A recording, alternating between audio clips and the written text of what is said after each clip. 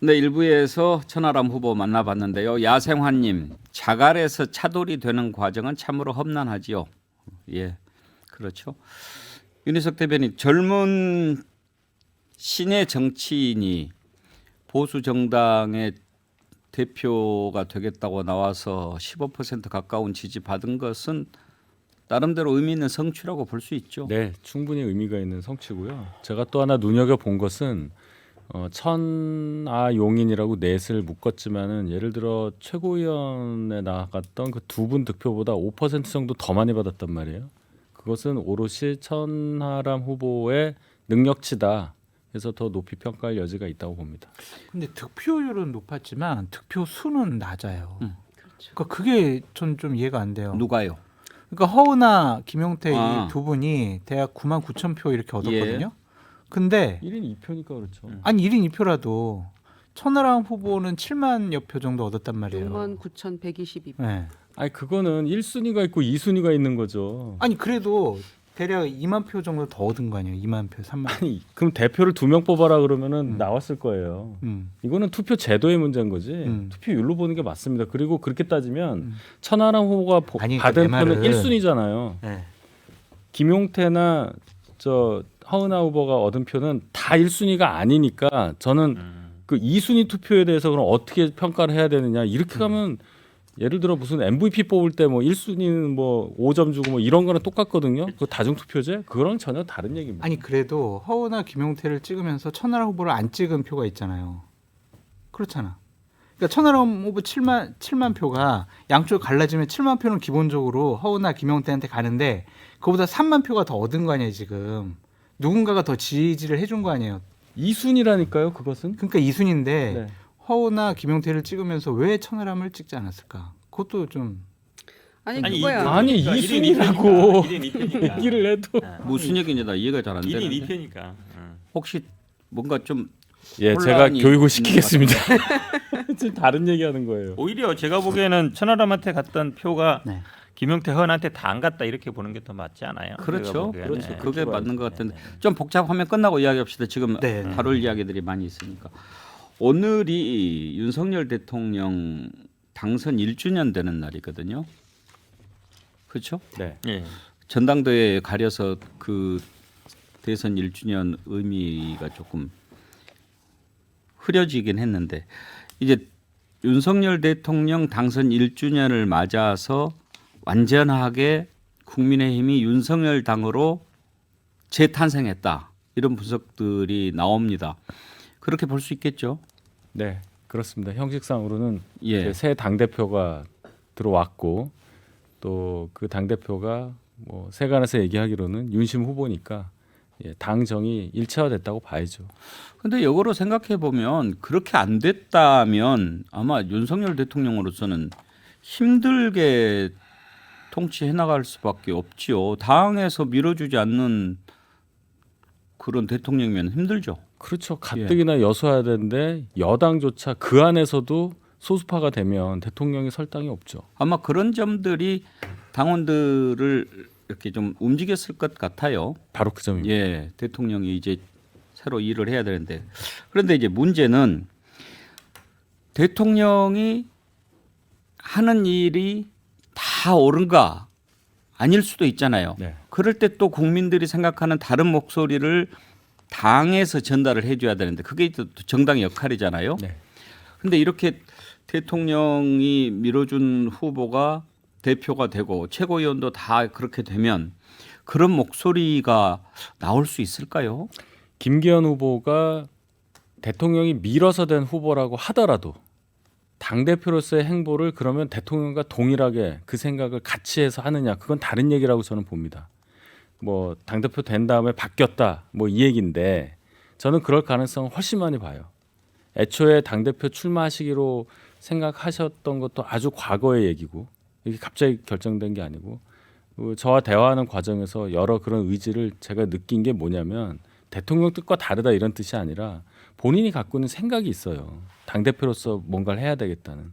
저는 그것을 믿기 때문에 지지를 했고 이제 당대표가 되셨으니까 분명히 그것을 실현하시려고 노력하실 거다 이렇게 봅니다. 가까이서 지켜본 김기현 대표 최고 강점은 뭐라고 생각하십니까? 그 겉보기보다요. 이 표현이 그런데 이 한 칼이 있어요. 투사 이미지가 있습니다. 근데 그 겉으로 잘 안 드러나는데 제가 판단할 때는 삼선 지내고 울산시장 지내기까지의 김기현과 두 번째 울산시장 재선 때 그 선거에서 당했던 그 이후의 김기현은 전혀 다른 사람이 됐다고 생각을 합니다.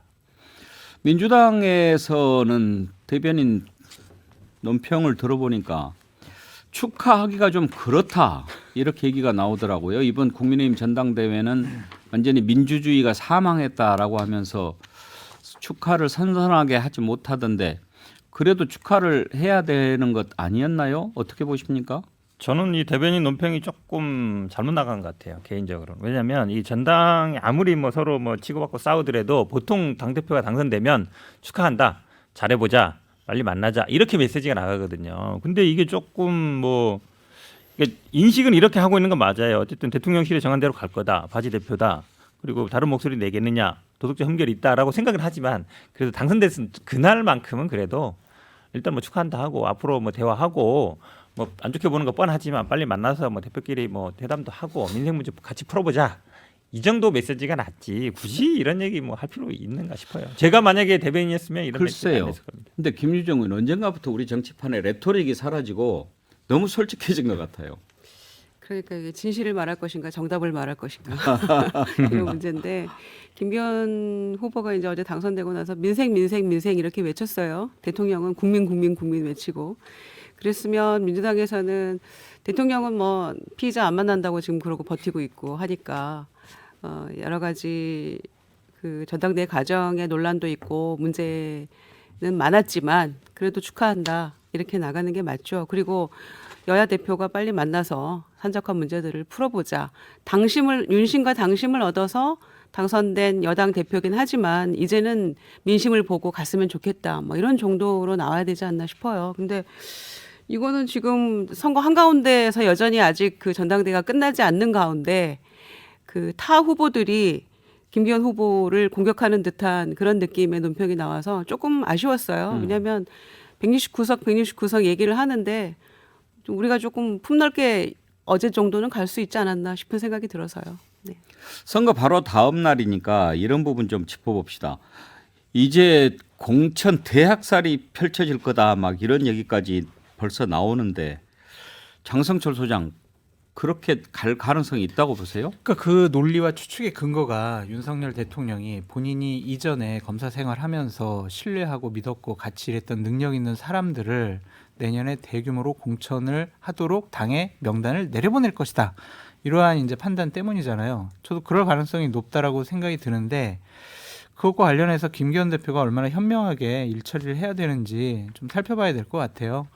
2016년 공천 때는 대통령 청와대랑 당대표가 이 공천 문제와 관련해서는 상당히 다른 시각과 판단을 갖고 있어서 여러 가지 분란 때문에 결국에는 막장 공천이 이루어졌고 그래서 총선 패배했잖아요. 그러니까 현실적으로 대통령의 의사가 반영되지 않은 공천은 하기가 쉽지가 않고 어려워요. 그래서 얼마나 현명하게 국민들 눈에 그렇게 썩 부정적으로 나쁘게 보이지 않도록 처리하는 게 김기현 대표가 할 일이다라는 생각이 듭니다. 무시할 수는 없죠. 당장 이런 그 막 글들이 오늘 아침에 많이 올라옵니다. 이준석 공천 주겠느냐 어떻게 보세요?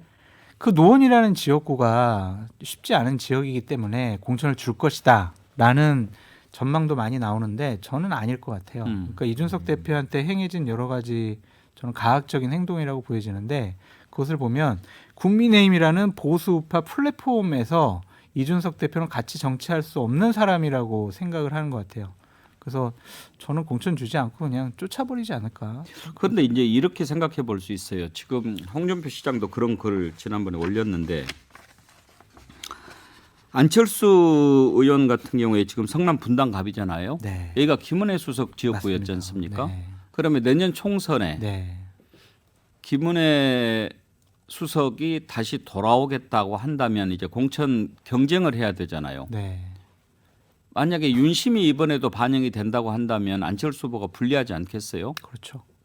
그러면 안철수 의원은 지금 뭐 전셋집이니 뭐 본래 집이니 이런 얘기가 나오는데 그러면 본인 지역구가 지금 노원이었지 않습니까? 네. 거기서 이준석 전 대표랑 다시 붙어야 되잖아요.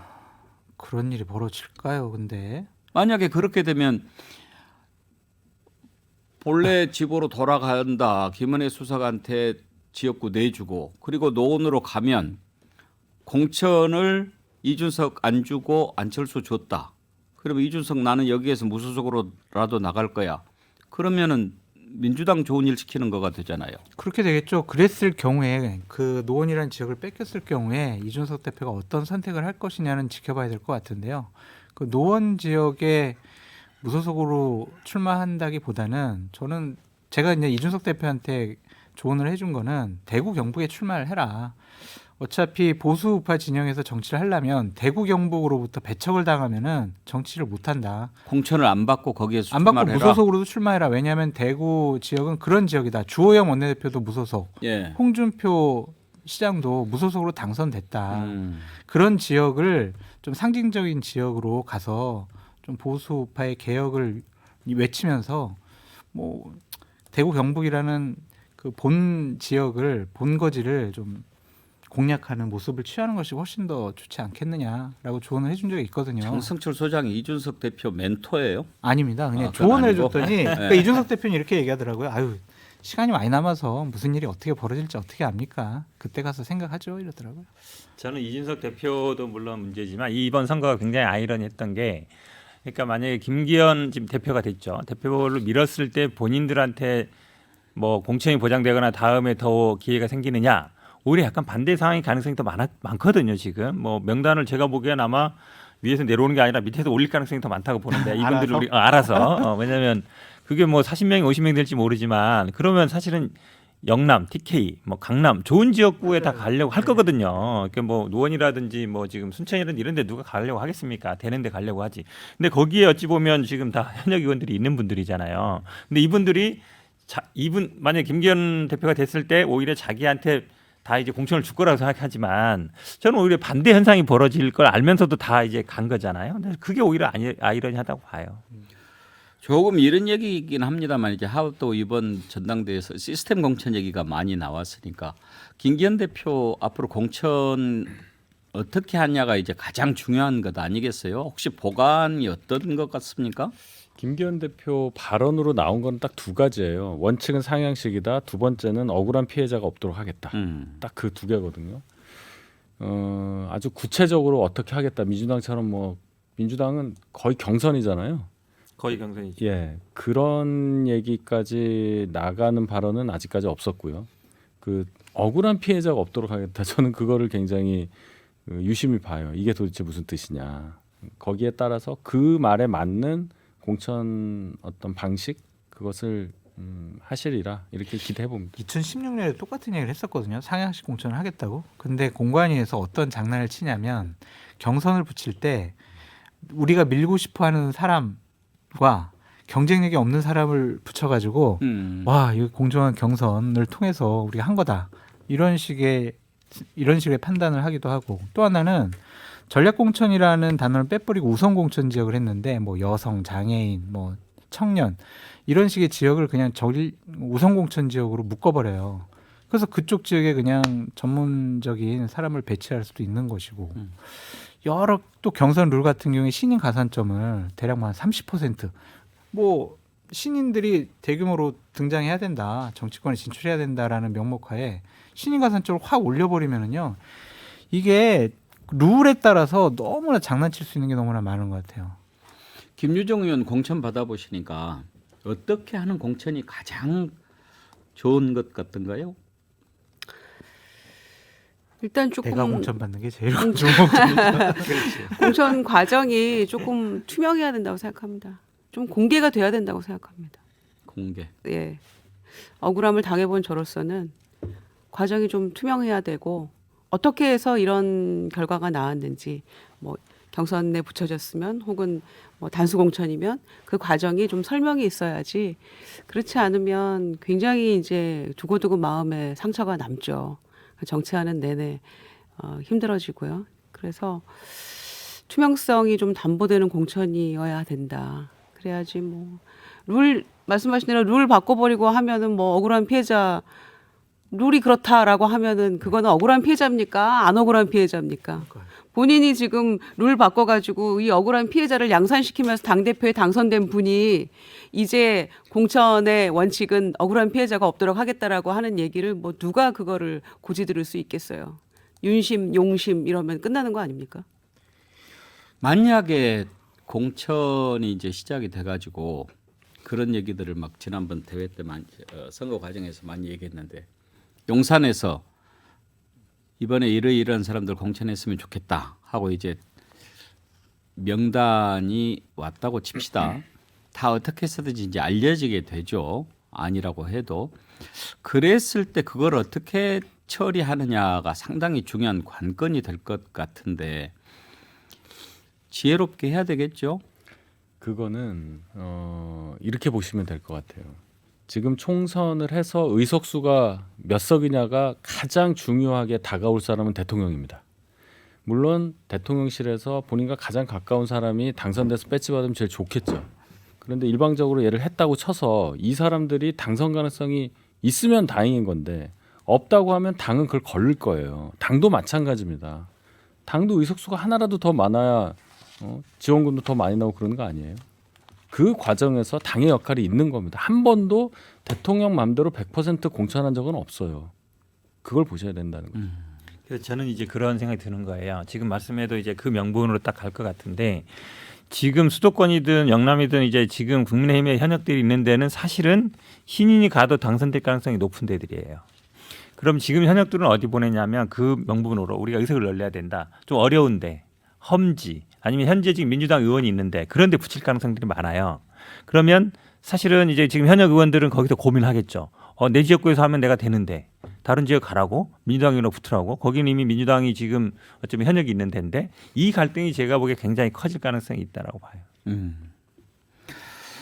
또 한 사람 봅시다. 유승민 전 의원